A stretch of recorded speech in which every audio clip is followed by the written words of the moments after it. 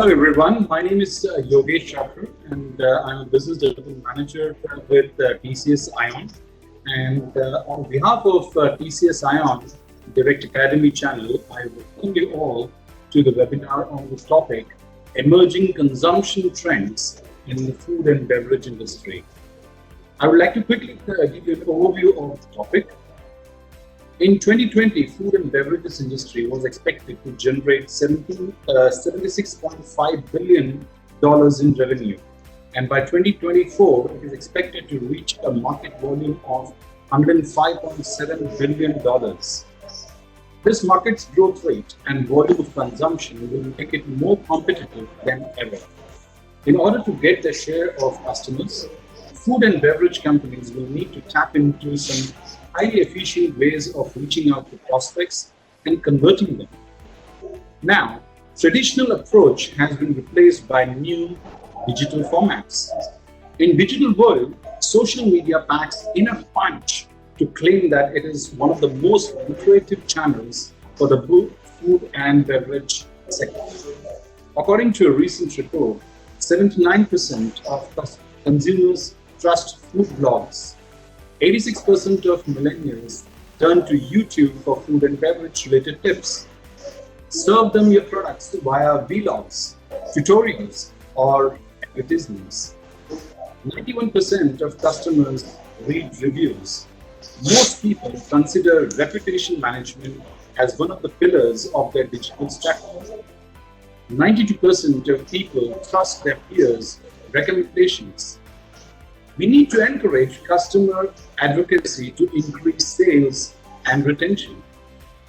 So let's understand from the expert about the emerging consumption trends in the food and beverage industry. I would like to introduce today our speaker, that is Mr. Jitendra Manghnani. He also is called as Jitu, and I'll be addressing him as Jitu today. So Jitu leads Tata Coffee's demand creation and placement engine for instant coffee or solubles. 14 years and counting at the Tata Group, he has worked on multiple charters within the group across emerging geographies and diverse disciplines. With a track record of achieving profitable business growth. In his previous stints, he has led teams in charting a new course in markets such as Vietnam and Cambodia, where he spent almost 7 years in setting up and scaling businesses. An alum of two leading Indian institutions, MICA and SP Jain, Jitu finds comfort in decoding brands and their pursuits of differentiating in the clutter. I welcome Mr. Jitendra Manghnani. So, let's begin. Thank you so much, Yogesh. Just one correction there. I'm no expert in the food and beverage industry. I think I'm pretty much as a learner as all of us are here, because I think the industry is so vibrant that your learnings of yesterday may not be relevant for tomorrow.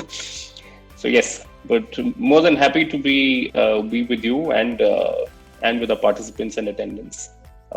Look forward to this session. Thank you so much. To have you with us on this talk show, and that's a really very humble statement that Jitu you just made. 14 years in the Tata Group, and you still feel that there's so much yet to achieve and so much to learn. But yes, today here we are connected so that we can learn from your expertise with the Tata Group and the own experience that you have.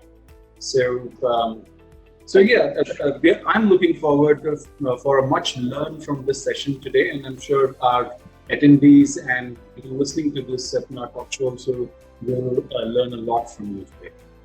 Okay, so let's quickly start, and I would like to begin with this question today. The last year has been an eye-opener for all. What, according to you, are the emerging consumer and consumption trends primarily in the food and beverage industry? Yogesh, the world changed for good and perhaps bad in some ways in 2020, right? Emerging habits accelerated, and how we behave, spend, and consume, I don't think will ever be the same again. We are adjusting actions, which can differ and also at times can conflict. Consumers demand companies take care beyond the revenue growth that they've always seen at, right? And they no longer perceive businesses as just profit-driven entities. Protecting the health and interest of the society and the planet is also a new expectation from consumers. At one end of the spectrum, we have consumers who are craving convenience of the pre-pandemic world, longing for the ease which was taken for granted before the daily habits were kind of all mashed up and upended. On the other end, we have businesses who are under tremendous pressure to rapidly adapt their operations to develop a more resilient customer experience while maintaining or even kind of upping the ante in convenience and at the same time drive profitability. So in my view, I think there are a few trends in the food and beverage industry which we may witness in good measure in the coming times. Firstly, and this is from a more global perspective, I think, making lifestyle shifts and prioritizing sustainability. I think the move towards a plant-based food diet for reasons of health, wellness, care for animals and planet, I think this should see an uptick. This may not be very relevant for or visible also to people in India because of our coexistence and a very strong culture of vegetarianism that we see. But Western markets are beginning to feel this shift. And in some spaces, I think this is happening at a fairly hefty rate. So that to me, I think would be one of the game changers in terms of trends that we will see. Closely linked to this, I think, is the increase in the fresh consumption. This again is not new, right? But I think the last year has sparked almost a revolution in the way people view their health. And you add to it the need to boost immunity, I think has been another catalyst of change. The quest and the quench for cleaner ingredients, flavors, colors, with many people now seeking natural alternatives and consumers now expecting food labels to provide greater transparency around the entire product life cycle of where the produce was made, whether there was any kind of a modified bean in it or a modified origin of it, how it has actually got impact, the safety standards, etc. I think that type of transparency is what people are now seeking, right? So transparency in that way, I think, builds the customer trust, and that is also here to stay. I don't think you can be a brand of any purpose today without holding the flag of transparency for very long now. Moving further into segmentation, I think the upper end of the segment has witnessed a bulge in acceptance. So if I can put it very, very loosely, it is actually premiumization which has moved from being a buzzword and it has crept into lives of many people now. Perhaps the inability to travel, enjoy outdoors, I think has freed up purse strings, which in turn is helping the niches to attain some kind of a mainstream status, which they've been longing for. Segments such as baked goods, hot drinks, chocolate, unprocessed, natural and organic produce, lean proteins, I think have found new homes in the last year. And this contagion, for me, I think is here to stay again. Then there is a heightened interest in ethnic cuisine and cross-cultural mashups, if I can call it, right? What is this? People have actually gone back to the roots of ethical palates, of saying, what was I born with? Where did I leave behind? And can I bring it back to my own mainstream, to my own table on a daily basis, right? Which also means that there is a lot more varied and a worldly ingredient list. With such a well spread out diaspora of multiple cultures across the world now, I think people are seeking to bring back what they've kind of left behind somewhere, right? And how does this translate into some beverages? I think you will see iced coffee, lemonade, iced tea will pretty much make a 12-month menu debut of your homes, right? You will probably have these drinks because you've gotten so used to over the last 12 months that you won't want this to be a part of your menu every day, even if you're at home. That is from more of a consumer and a consumption perspective. But when you're consuming, and I think what you rightly mentioned in the introduction is that where social media, I think, feels that it packs a pretty hefty punch in the way people are going to consume in the future. I think the way food looks has become almost as important as how it tastes, right? It's quite funny because till you're not Instagramming what you eat, till you're not putting it out on the social media of how you are differentiating from the clutter, people really don't believe you, right? While there could be some kind of a shorthand jab here, right, of brands or of entities with not much of a legacy, but still trying to portray that yes, they're the cleanest form of food that you can eat or drinks that you can have, right? But they at least have their own time in the sunshine now, which they did not earlier. So it's no wonder then that food businesses have become a lot more adept now at using social media, posting photos of ambience, of dining rooms, of staff members, of behind the scene operations, along with very thoughtful captions that invite people to come and like and to provide feedback. Right. So this again, I think, will be a large driver of consumption and the way consumption patterns will change. So this has pretty much become the platform which would kind of decide your presence and your existence for times to come. If I have to add a layer to it, now more on, we've discussed palettes, we've discussed how people are kind of using the information that they have. But I think the backbone of everything is the supply chain and its flexibility. The fact that consumers can eat what they want, when and where they want, right? And that increasing convenience that they demand, right? Also provides for richer experiences. And it has all been made possible, at least in this last 12 months, through technology for sure, but also an omni-channel distribution, or a buzzword, if I can use again, something called phygital, right? Which is physical plus digital. A concept which has actually moved beyond just a buzzword, but it's also a part of a key supply metric that companies and organizations and even brands are looking at right now. So to me, I think these are the three large buckets in which we will continue seeing churn, you will continue seeing new movement happening. One on the consumption with respect to palates and with respect to taste and with respect to health and wellness. The second part of it being pretty crucial on how we market and what is it and who consumes that information. And the third, as I mentioned, the backbone of how do you make food and beverage available to people at the time that they want it? Because convenience is something that we have realized that people are not going to give up. And they're willing to pay a price for it. So that's largely where I would feel the trends are.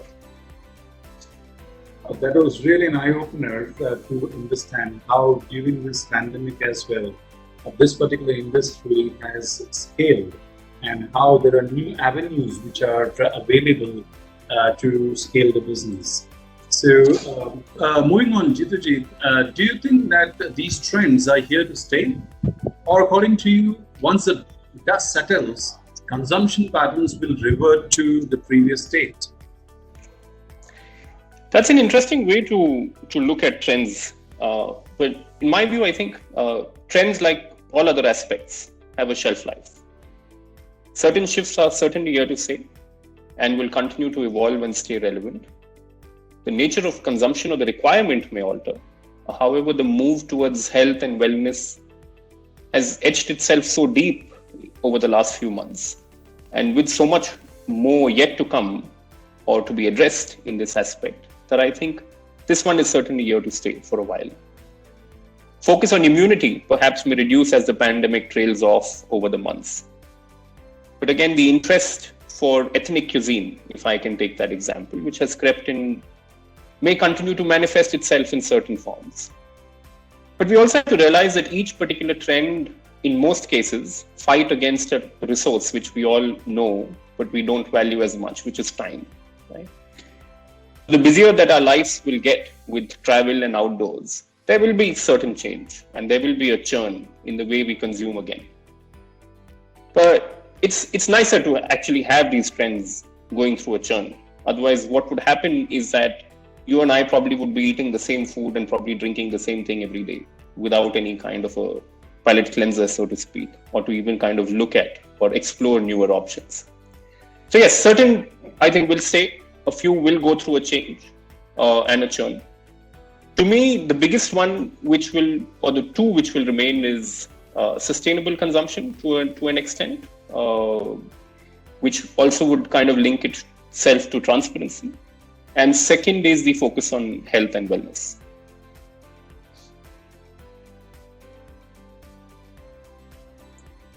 Focus on health and wealth. That's a good takeaway. And I guess during this whole pandemic, people have really become more conscious of health, and so that is how people should look forward in the future as well. And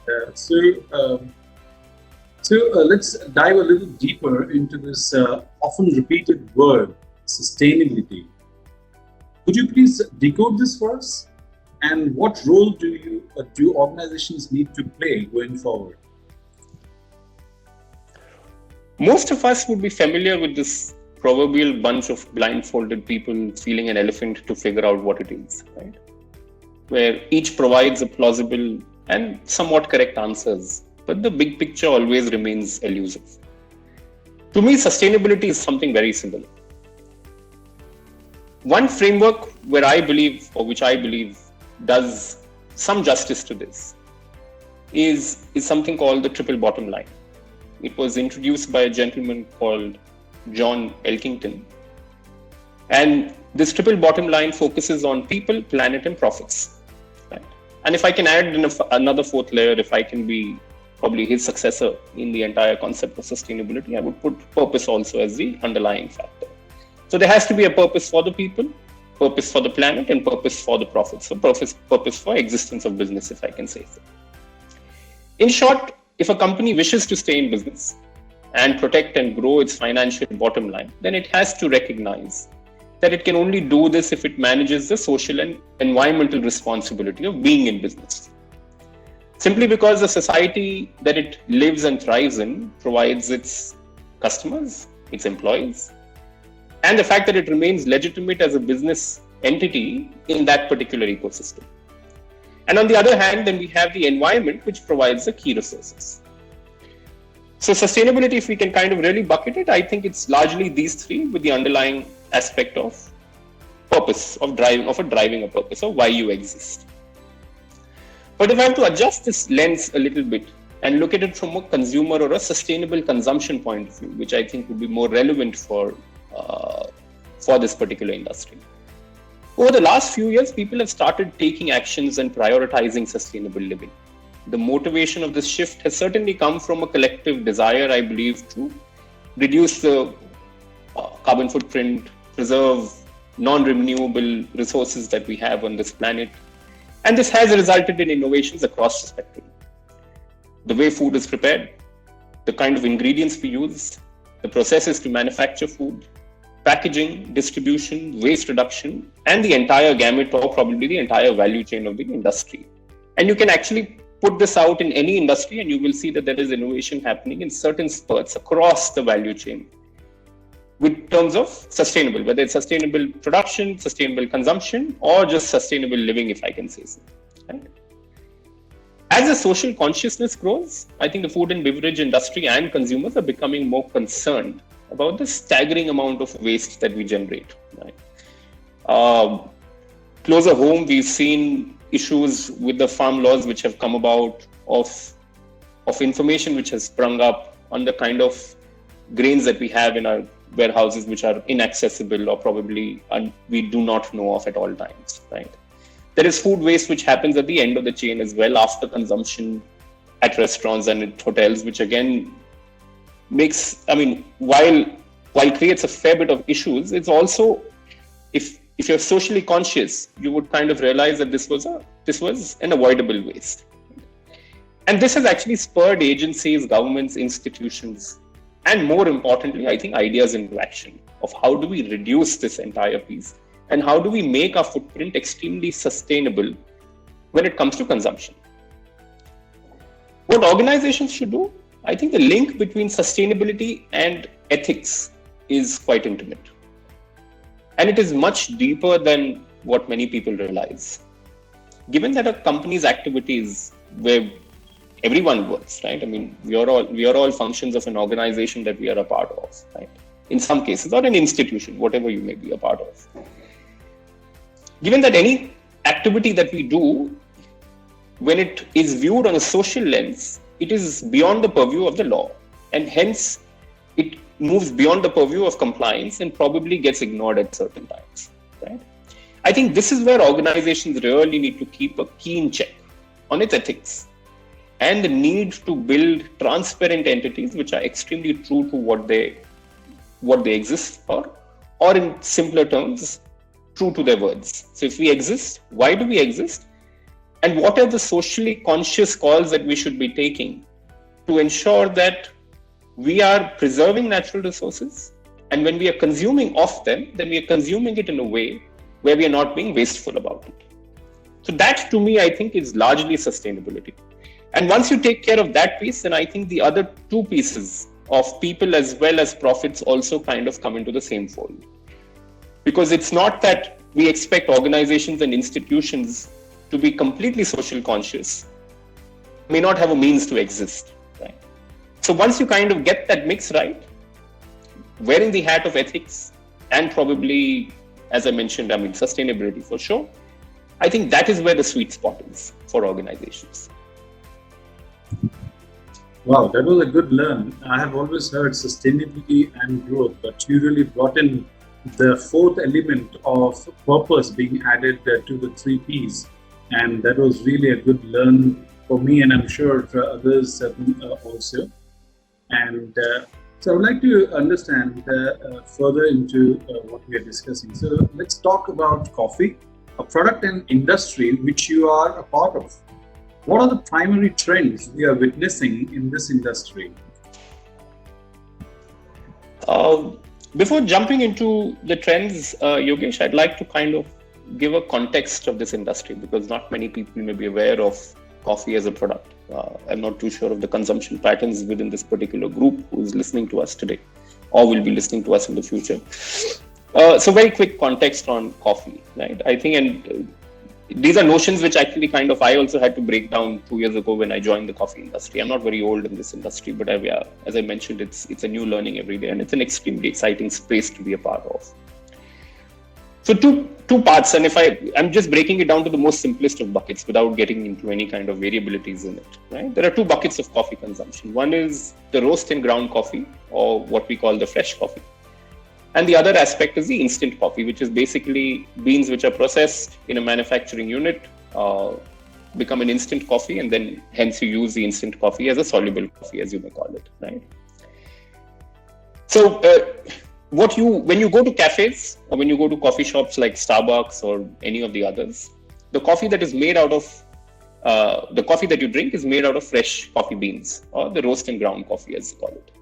While the jars that you would see like a Tata Coffee Grand or an Nescafe is largely what you have is the instant coffee, right? So these are the just two large buckets, and I thought because there will be certain trends which may be different in both, and hence I thought I should clarify it up front, right? What may come as a surprise to many people is that coffee is the second most traded commodity on the exchanges globally. It's only second to oil. So no matter what kind of a food element that you're looking at, coffee is actually the highest traded food ingredient or a food commodity which is traded on exchanges in the world. But given that it is still fairly niche in terms of its spread, in terms of where it is grown and where it is consumed, while it's consumed globally everywhere. But the understanding of it is slightly, I would think, at least in the spaces that we live in India and probably in our neighboring markets, would be that we are not completely aware of what coffee really is, right? Because we are such large tea drinking markets otherwise. Now coming to the trends on these two aspects of the product, right? So the fresh coffee, I think, has been impacted severely.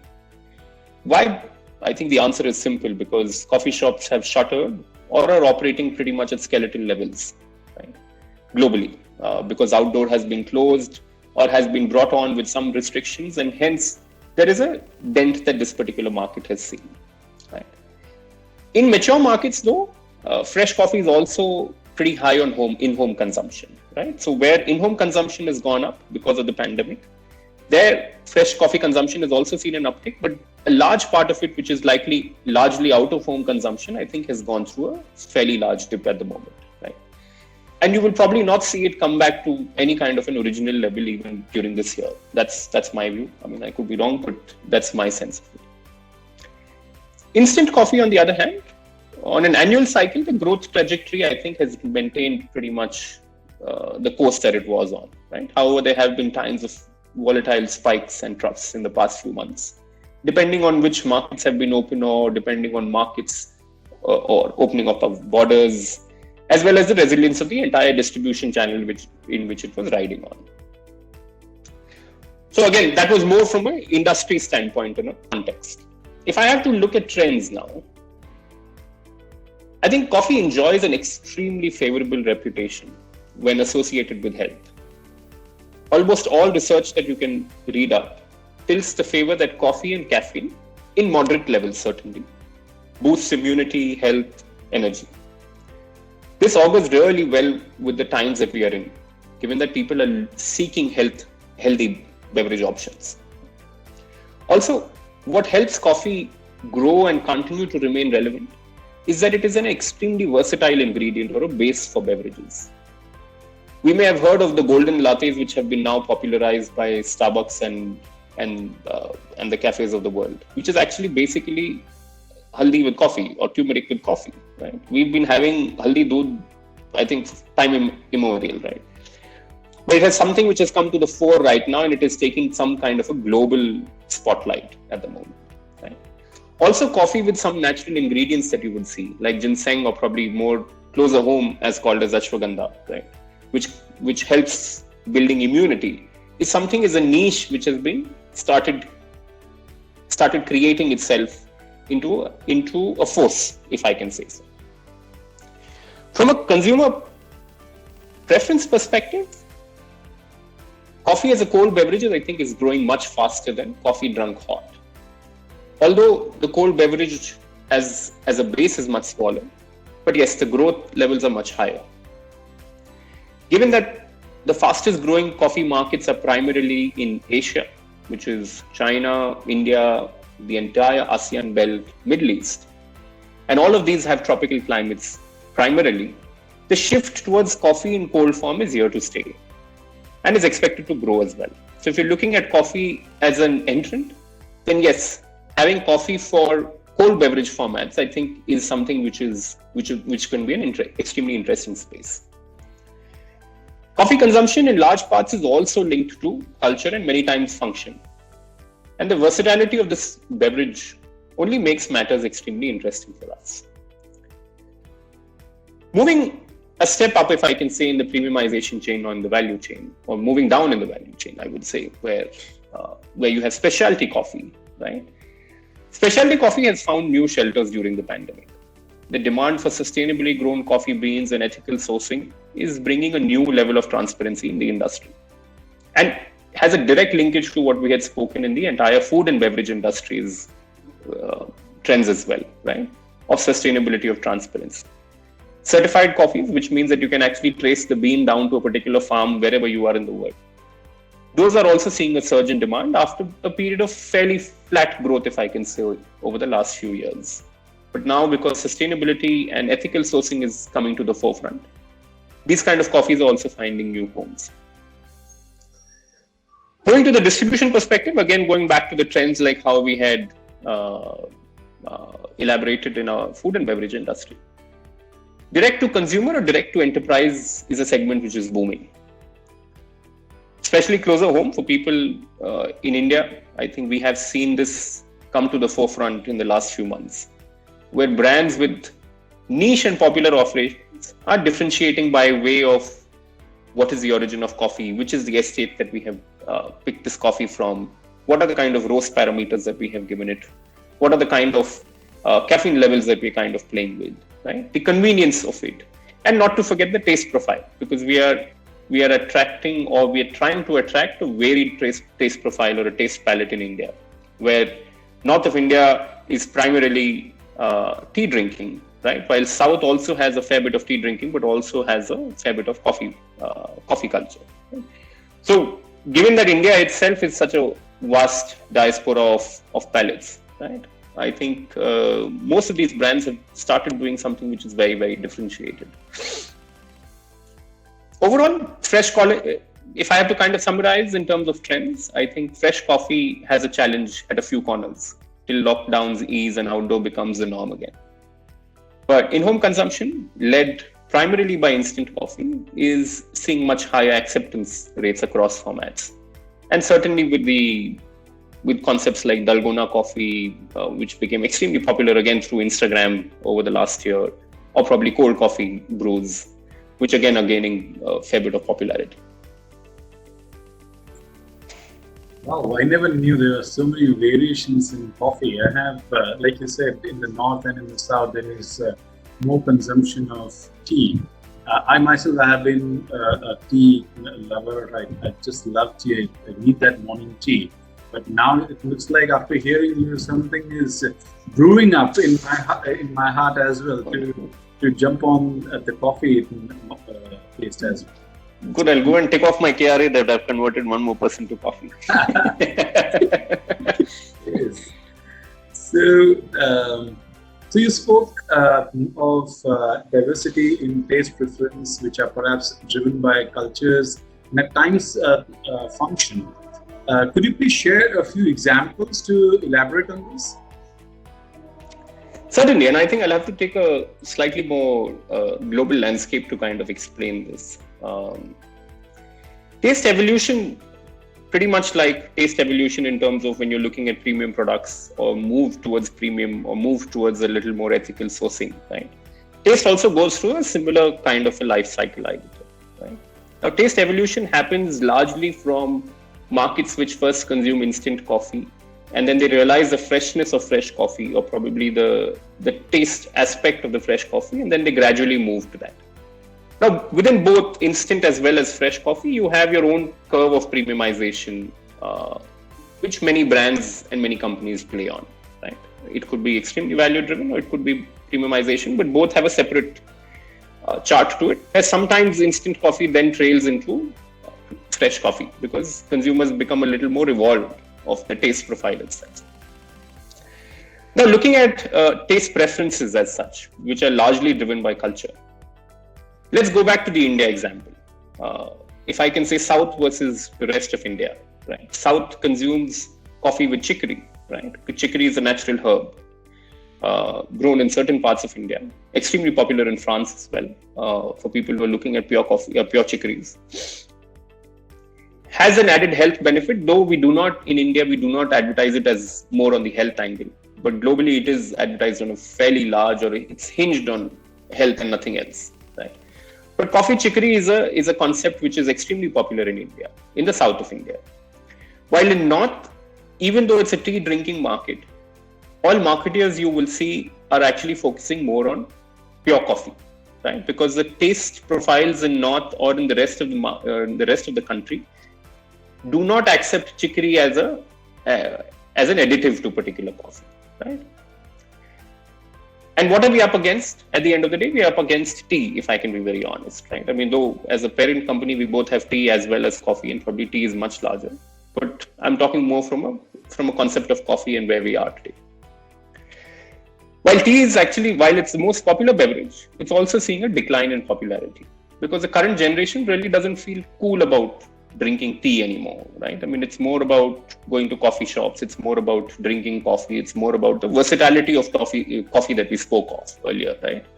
Of how you can use coffee as an ingredient or as a base drink and add so much more to it that probably tea kind of shades is a shade lesser in that. Move across to Southeast Asia. Sugar is probably the dominant taste, but milk is not a preferred ingredient there. Hence, the most popular form is a sweetened beverage, which is mixed with non-dairy creamers, in which actually coffee is not more than 10% of the entire drink, right? But still, it's a coffee drink. People love it, but they're actually having 50% to 60% sugar. Non-dairy creamers are made of plant-based, which are largely palm or coconut. But that's the drink that Southeast Asia understands. Now move to a slightly more evolved palate. I'll take an example of Russia, which actually lived out the entire journey of saying yes, of hardcore instant coffee consumers moving to hardcore fresh coffee. The tilt has been so enormous and so quick that most of the leading instant coffee brands in Russia are now probably a shade of what they were in the past, right? And everyone has kind of moved to fresh coffee because, again, the palates have evolved. Europe, the largest instant coffee market, which still is the largest instant coffee market, is degrowing. Again, the shift has happened because of now of the fresh coffee, the sustainable coffee, the more, where are my beans coming from? What are the different type of roast profiles that I can do? And a lot more home brewing, which is happening, right? So while there is a function attached to it, there is also a cultural element which is attached to it. If I take Africa as an example, right, then yes, the demographics push the numbers up, right? I mean, there is a demographic surge in Africa, across Africa, right? And Africa is probably home to some of the best coffees in the world as well. If you go to Ethiopia and some other origins around it, I think they're one of the best coffees that you will really find. But again, the concept is not extremely popular across Africa of having fresh coffee. So you will find that, yes, there are certain cultures in Western Africa where still instant coffee is the predominant taste that they would like, with certain additives. While in the eastern parts or the other parts of Africa, you will find that fresh coffee is more. So I think it's more about, that's why I said it's not only, you don't have a straight answer to it, right? I mean, you can put a product out there in the shelf in any form, in any shape, and there might be a taker for it. But if you have to really kind of understand the way coffee is brewing in those markets, or the way that market is brewing, if I have to put a spin to that word, I think you'll have to kind of really study of what the cultures and the functions are primarily, and then kind of make your move. There are large brands who made mistakes and have learned from it. But yes, this is something which continues to defy most marketeers globally of what the new coffee culture would be in that particular market. It's not a very linear line, as I explained to you. As I said, I'm oversimplifying things here. But I think that's where largely coffee is both a cultural driven product as well as a functional driven product. Wow, thank you so much for that, Jitendra. And just before we close, your final remarks and key takeaways for the audience, please. I think I'll add one more to the list of cliches here, Yogesh. The food and beverage industry is a recession-proof one. I think we've heard this time and again over the last 12 months at least, or probably even during the previous financial crisis that we had in the late 2000 first decade. And it's actually undergoing an acute transformation at the moment. The pandemic has only helped bring forward several innovations and concepts which have otherwise remained on the periphery or were seeking some kind of an entry into the mainstream. The space to me will continue to evolve. Like every other industry which is evolving on a day-to-day basis, this will also continue to evolve. But what we need to keep a watch on is on the changing preferences.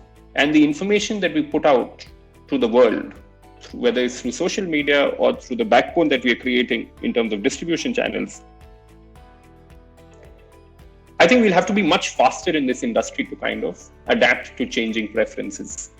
We have to be a lot more agile to the needs and execute. Brands will fail, and that's an equal part of the journey. Right? But think of it, there are more than 7 billion mouths to feed in the world. I don't think the industry will ever fail to excite.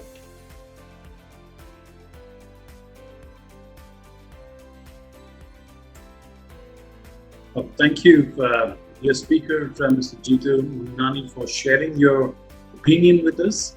It was an engaging webinar. Dear participants, there is a survey link of the channel at the end of this event. Please do fill in your comments and feedback and register yourself on the channel link to view more exciting videos. Thank you, everyone. It was a pleasure being with you today. Thank you, Jitendra, once again. Thank you, Yogesh. And thank you, everyone at TCS Ion. Much appreciated.